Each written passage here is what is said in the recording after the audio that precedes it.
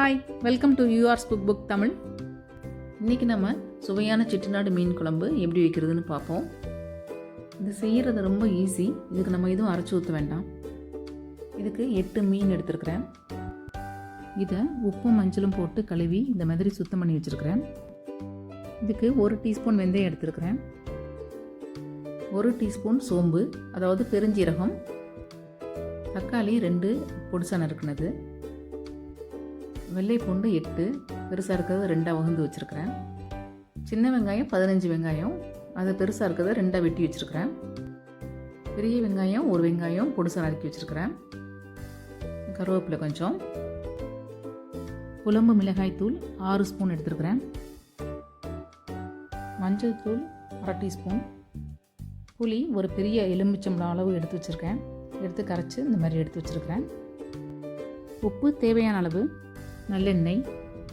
இப்போ மண் சட்டியை காய வச்சு அதில் ஒரு 8 டேபிள் ஸ்பூன் போல் எண்ணெய் ஊற்றிப்போம்.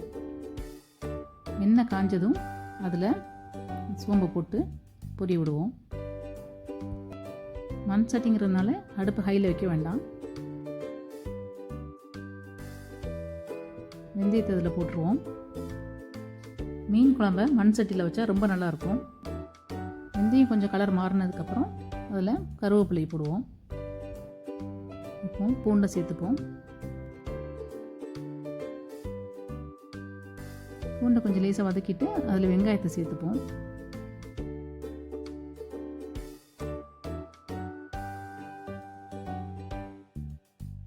இதில் பெரிய வெங்காயத்தை சேர்த்துப்போம். வெங்காயம் நிறைய சேர்த்தா தான் குழம்பு நல்லா ருசியாக இருக்கும். வெங்காயம் நல்லா பொன்னிறமாக வர வரைக்கும் நல்லா வதக்கி விட்டுருவோம். இப்போ இதில் தக்காளி சேர்த்துப்போம்.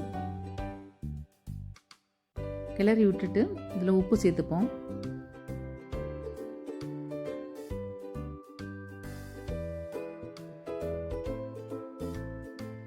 தக்காளியை நல்லா கிளறி விட்டு நல்லா வேக விட்டுருவோம். தக்காளி நல்லா மசிஞ்சா தான் நல்லாயிருக்கும். தக்காளி நல்லா வெந்துருச்சு. இதில் மிளகாய் தூளை போட்டுட்டு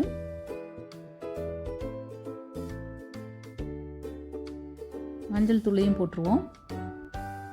இதை இந்த மிளகாய் தூளோட பச்சை வாசம் போகிற வரைக்கும் வதக்கி விட்டுருவோம். இப்போ நல்லா வதங்கிடுச்சு.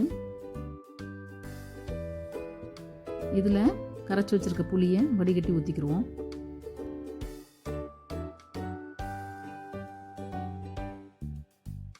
இதில் தேவையான அளவு தண்ணி ஊற்றுவோம். நான் கிட்டத்தட்ட ஒரு 3 டம்ளர் தண்ணி ஊற்றிருக்கிறேன். இதை நல்லா கிளறி விட்டுட்டு இது ஒரு 5லேருந்து 10 நிமிஷம் வரைக்கும் நல்லா கொதிக்க விடுவோம். அப்போ குழம்பு நல்லா சேர்ந்து வரும். இது ஒரு மூடி போட்டு மூடி வேக விட்டுருவோம். 10 நிமிஷம் ஆச்சு. இடையில 2 தடவை கிளறி விட்டுருந்தேன். பாருங்கள், குழம்பு நல்லா சேர்ந்து வந்துருச்சு. இப்போ நம்ம மீனை ஒன்றா எடுத்து உள்ளே போடுவோம்.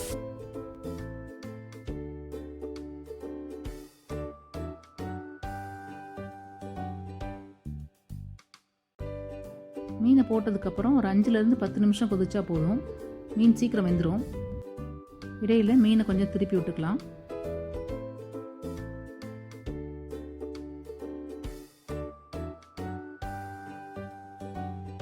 இதுக்கப்புறம் ஒரு 5 நிமிஷம் கொதிச்சா போதும். சிம்லேயே இருக்கட்டும் அடுப்பு. அதுக்கப்புறம் அமர்த்தி வச்சிடலாம். 5 நிமிஷம் ஆச்சு. மீன் நல்லா வெந்துருச்சு. குழம்பு நல்லா கெட்டியாக ஆரம்பிச்சிருச்சு. இனிமேல் அடுப்பு அமர்த்தி வச்சிடலாம். அடுப்பு அமர்த்தினதுக்கப்புறம் இந்த அடுப்போட சூட்லேயே ஒரு 10 நிமிஷம் போல் இருக்கட்டும். அப்போ நல்லா அந்த உப்பு புளிப்பு உரப்பெல்லாம் நல்லா அந்த மீனில் சாந்துடும். பாருங்கள், குழம்பு நல்லா கெட்டியாக பார்க்குறதுக்கு ரொம்ப நல்லா இருக்குது. நீங்களும் இந்த மாதிரி செஞ்சு பாருங்கள், ரொம்ப நல்லாயிருக்கும். தமிழ் சேனலை சப்ஸ்கிரைப் பண்ணாதவங்க சப்ஸ்கிரைப் பண்ணிக்கோங்க. தேங்க்ஸ் ஃபார் வாட்சிங்.